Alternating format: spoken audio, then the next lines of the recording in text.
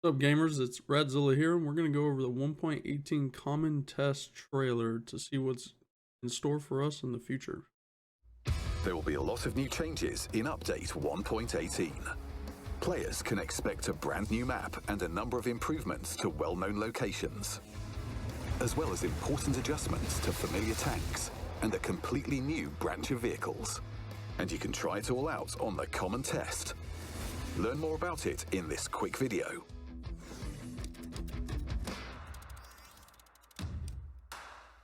After a short break, we've gotten back to work on vehicle balance. Remember, these test parameters may change. At the moment, the Kranvan and Emil 2 are performing too well in battle. So we've decided to make them a little less intimidating while still keeping their shtick, their sturdy turret and magazine. The Kranvan will be slower. Alright, let's go ahead and take a look at this. From the testing I did, the top forward speed nerf, not too big of a deal. It really hit 60 just going downhill. That's not too crazy of a nerf as it looks.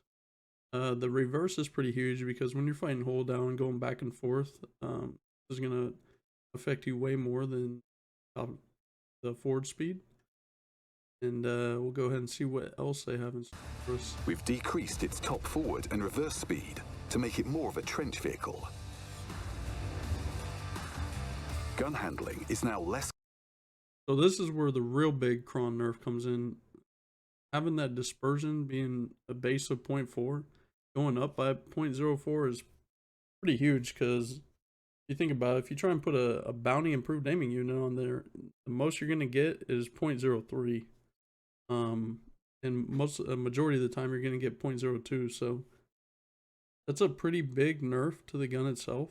The reload, not super terrible, but it kind of brings it in line with other autoloaders at the tier.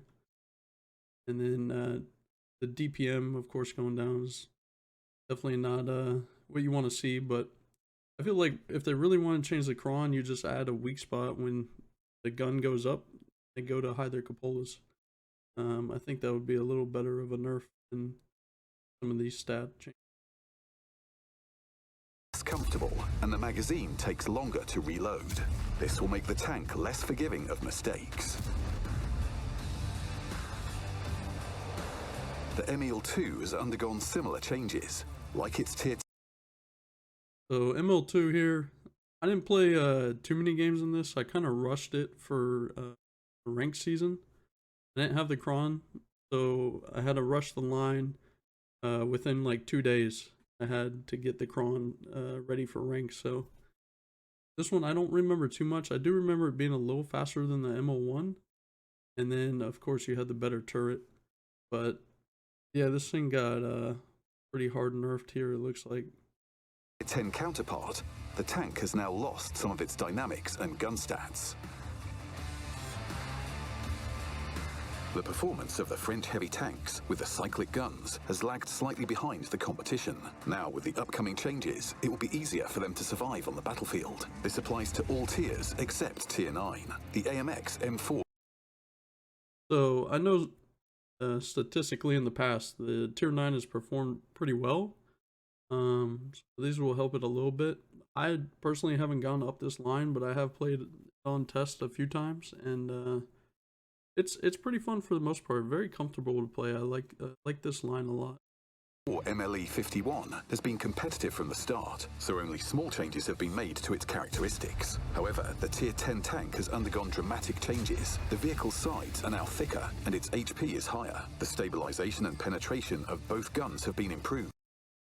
So there's a whole list of pluses over here, all your green stats. The biggest thing with the 130 I noticed is very good dispersion wise. I was able to hit some crazy pixel shots on test server, and that's having to deal with the European server lag by using the server reticle, which I'm not a major fan of, but when your ping's like 140, you definitely have to use. But yeah, the Tier 10 definitely felt very comfortable to play. I'd say the only downside that maybe should be looked at is the 300 millimeter of armor that's on the antlet, because you can get pinned on either side over here. So that can make it a bit frustrating, but then again, you also have a cupola weak spot. Flats here, so. But all in all, pretty good buff to this tank. The standard shells for the 120mm gun and the special shells for the 130mm now offer better penetration. At the same time, the hull traverse speed has been slightly decreased. For the Tier 8 AMX 65T, gun dispersion, durability, and crossing capacity have all increased.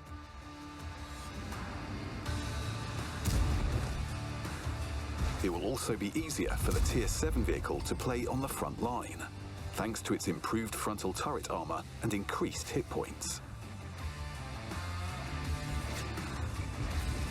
Moreover, the stats of the entire main branch of American heavy tanks have changed. The only exception is the T110E5, which has shown decent performance since the last rebalance. The M103 is now slightly less. Alright, so M103 here, all pretty good changes. The only thing I see that was missing is that they upped the ammo capacity from 33 shells to 45.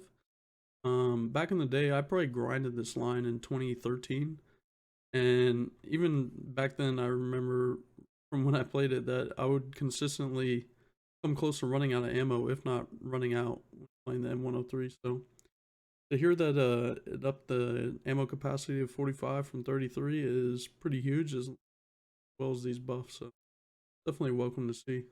Less maneuverable, but its hit points and gun stabilization have improved. The T32 will hit and penetrate easier. Also, the M3 Stuart, T6 Medium, T1 Heavy, and M6 have all been given a boost. On the other hand, the T29 now takes longer to aim, load, and traverse. Definitely a T29 nerf. I know I wouldn't say it's like overperforming, it's just above average. But probably needed if they had enough data to make those kind of changes. The M44, an American Tier 6 SPG, will cause less damage. Now, the differences between the Tier 6 tank and its Tier 7 counterpart. Alright, so this is definitely welcomed. I don't play too many low tiers anymore, but I know this thing will absolutely annihilate you. My only concern is the Hummel Tier 6 German Arty is basically on par with this. Not a lot of people know that, and there's only a few downsides compared to the M44. But unfortunately, the Hummel will probably be the next Tier 6 Arty that reigns supreme. Will be much more evident. A number of other mid-tier vehicles have also been rebalanced. The characteristics of the KV-1S, M4A3E8 Sherman, Type 58, TVP VTU, and 2 French tank destroyers will improve. Many of these vehicles are already popular among newcomers, which will help make their game journey smoother. At the same time, several mid-tier vehicles have lost some of their performance. And for the sake of consistency, we've made a few changes to other vehicles as well. You can read more about these changes in the article on the game portal. The winning map from Recon Mission Season 1 is ready to enter random battles. Meet the Outpost. On this map, you'll be forced to fight nose-to-nose in the town, while tanking to your heart's content. Or you can choose to fight. Alright, so this map I've only played in training rooms on test server. When the first recon happened, I wasn't even playing the tank, so I pretty much came back after 7 years being gone, so I didn't even get a chance to ever test out this map. And I still don't know where I'd play if it was on the live server, except for maybe up here in the village. Like, otherwise, I'm still kind of learning this map, so very glad to see a new map being introduced. For the fortress on the hill. It's a risky ascent, but if successful, you'll have control over a significant part of the map.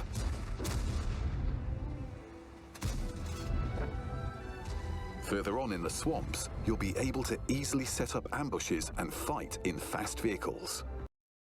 Now, I will say, when I was on the training room, uh, it doesn't seem like South would be played very much, except for your TDs on the typical TD hills. And even then, they'll probably just be waiting for something to get lit, because going south didn't seem like a viable option. You can easily get outlit and just already in the open, as seen on TV here. The old battlefields have also received some attention.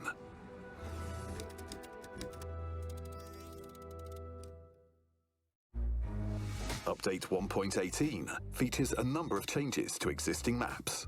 On Moravanka, the left flank has significantly improved. Small hills and buildings now provide much more cover.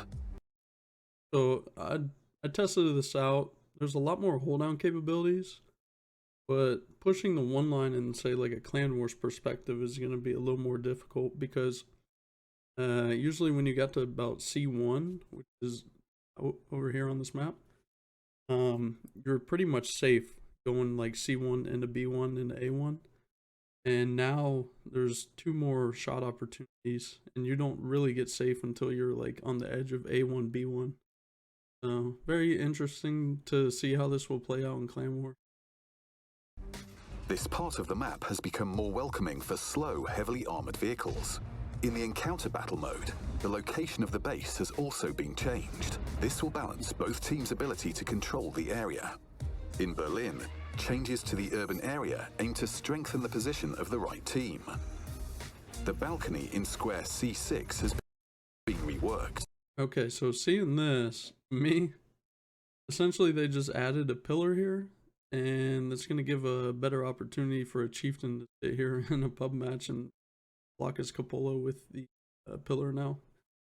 I mean, I guess it evens up both sides, sure, like he said, but it just makes this position a little more a pain, because now there's something helping a chief. This has been done to match the balcony on the opposite side.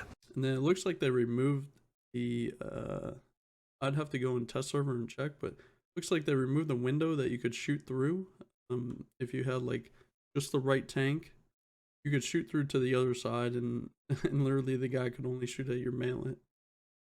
So that's a good change. In addition, the map has been removed from encounter battles.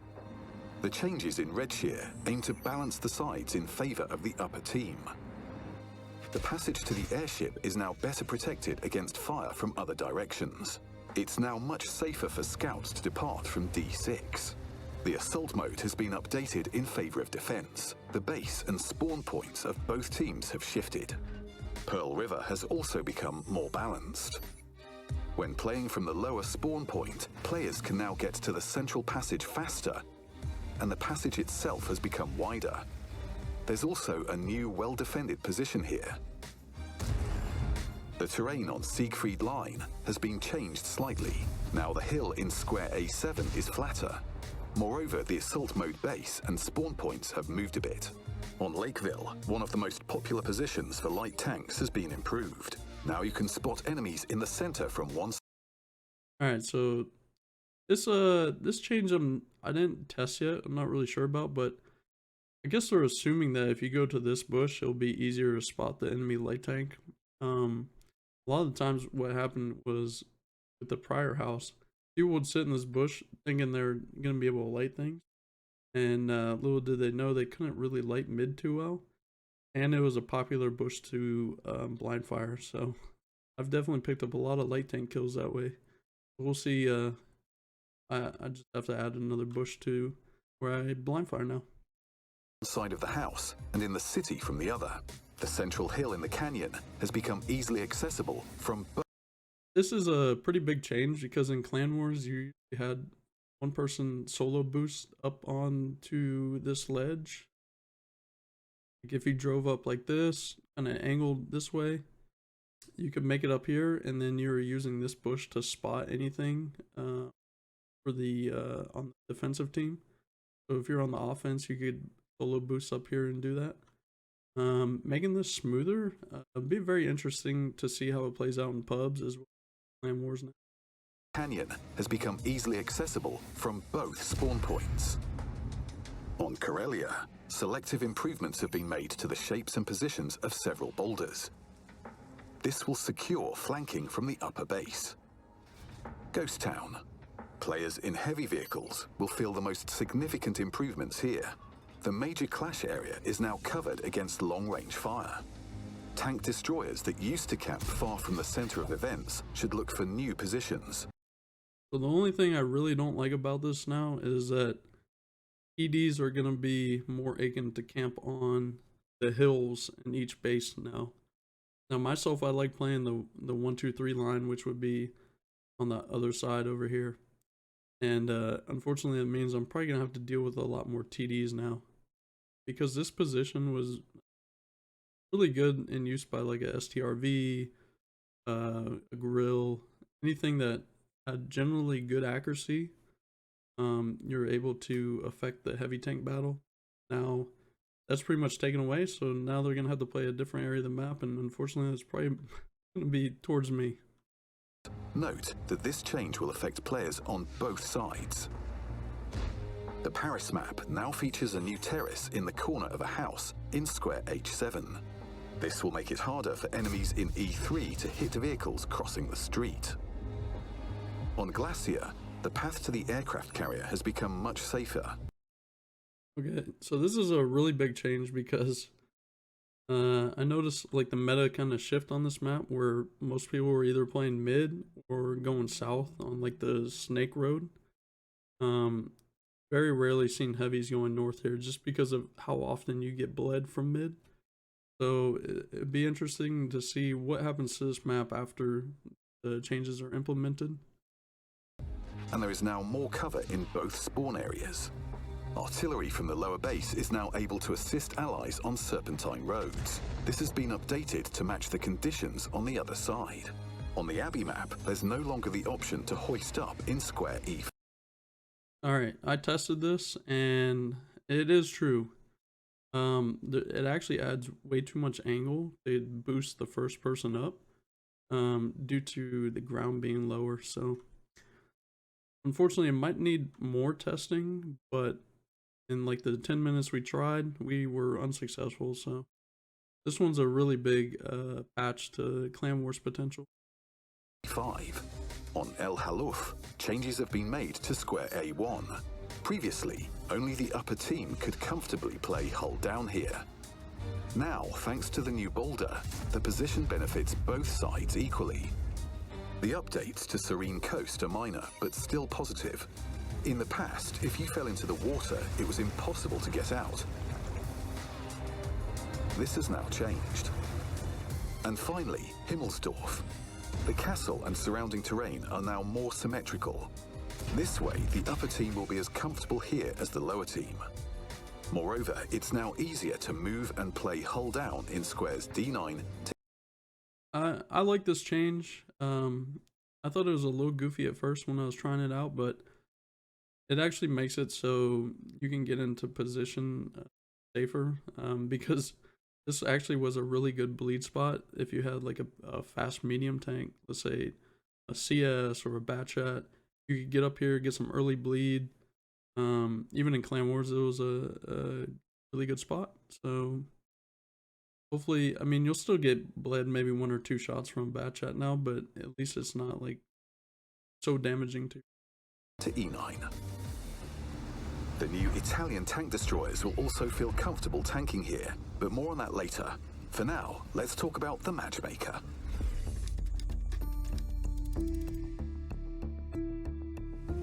To improve your battle experience, we're introducing some new rules for balancing light tanks and artillery.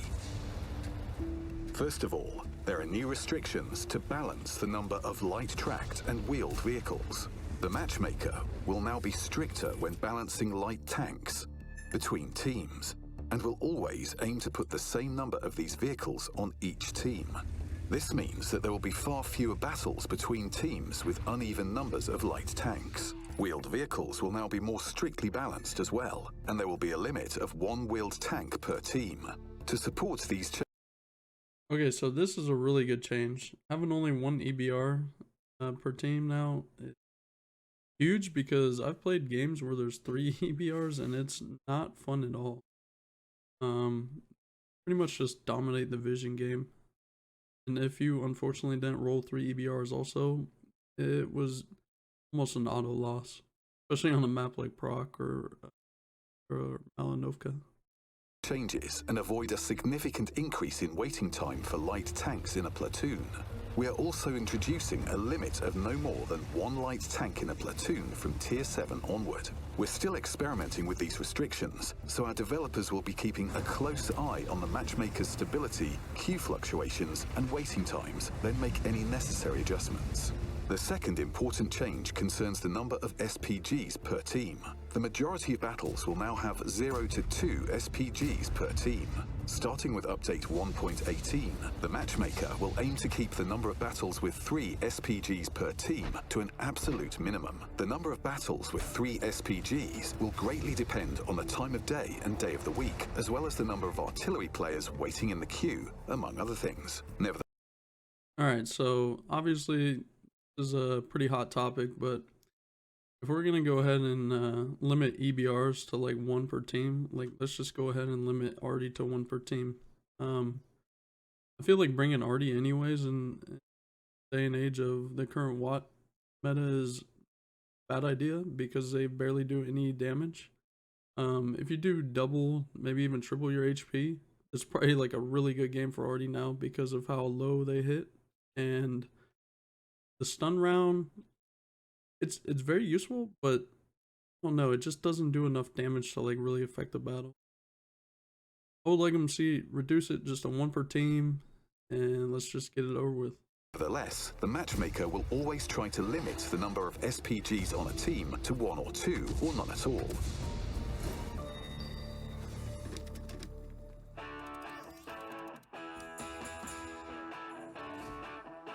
If you're having trouble finding your way around the maps, try the updated scenarios in topography.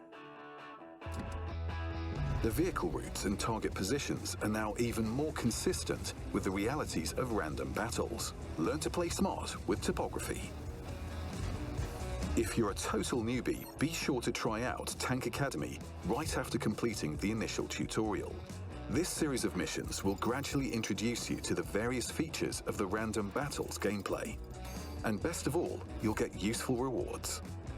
We've made some visual changes that will bring together the overall tone of the improvements in a number of ways. Now, destroying the tracks on any tank in the game will look as impressive as it does on the Yo tanks. The tracks work as a separate physical model. They react to objects around them and behave like they would in real life. This configuration significantly affects performance. It should only be enabled if your PC supports a good frame rate in the game, and it will only be enabled by default with the high and ultra settings. Last but not least, the Italian tank destroyers. Get ready for a unique branch of TDs featuring armor, turrets, and very interesting guns. Their characteristics are still being tested and may change, but it's already clear that these vehicles have real character. The Tier 5 and Tier 6 vehicles are classic tank destroyers that hark back to the German roots of the Italian tank industry. Tier 7 is where the special treats of the line truly start to emerge. These vehicles have turrets with limited traverse angles and excellent gun elevation and depression angles. Their impressive armor allows them to really show off their full potential. The tanks also have a very unusual magazine, with long reloading times for each shell, but speedy reloading for the whole magazine. You're faced with a hybrid of a magazine and cyclical firing. However, further down the line, the vehicle's boosted armor transforms them into full-fledged assault TDs. In addition to its impressive armor, the Tier 8 vehicle has a sloped turret ring that allows it to keep a low profile and lower its gun just as well when traversing the turret. At Tier 9, this feature is even more striking. Here, the turret occupies the majority of the frontal projection, which will come in handy when utilizing gun elevation and depression angles. The 127mm gun continues the magazine tradition. The Contraccaro 1 Mark II will both prepare you for Tier 10 and quickly become one of the top vehicles in your garage.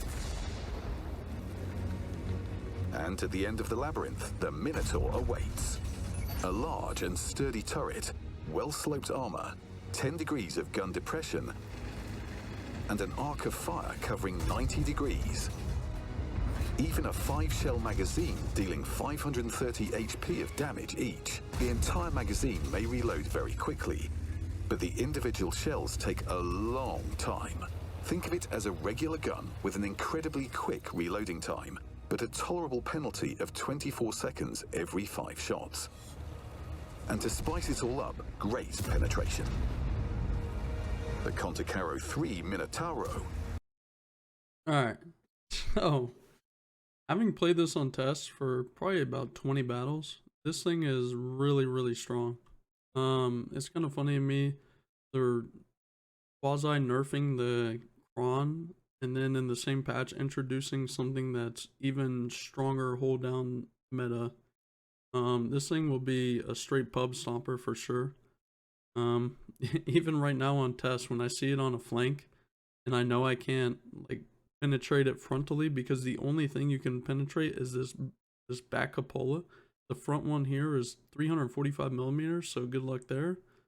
And the back one being only 140, but it can be hidden with hold down. So right now it's pretty much just like find a route away from this thing and flank it. It's very frustrating to play against, and it'll be interesting to see if it makes it to live with its current stats and armor profile. Can provide impressive fire support, or it can lead the attack and break through enemy defenses with its strong head. The bull lowers its horns, stomps the ground with its hoof, and the enemy better step aside. You can test this vehicle and all the other changes during the common test. Subscribe to stay up to date on all World of Tanks news, and good luck on the test battlefield. Alright, so just a little final conclusion here, my thoughts on this patch. For the most part, it's very good. Kron nerfs kinda okay. I get it. I would like to see something a little different with an added weak spot, but yeah, for the most part, it seems like it's gonna be a pretty good patch. Probably one of the better ones we've seen in a long time. Just because of the light and arty changes, like those are much needed. Needs a little bit more in my opinion, but yeah, for the most part, I'll definitely be getting the Italian TD. You never know when we do like a funny strat in Clan Wars and we can pull out a hold down monster that's impenetrable if it makes it to live that way. So as of right now, I'd definitely recommend going for that line. And otherwise, let's see if there's any changes to this, and maybe I'll come out with a update video if there is changes. So thank you guys for watching, and have a good day.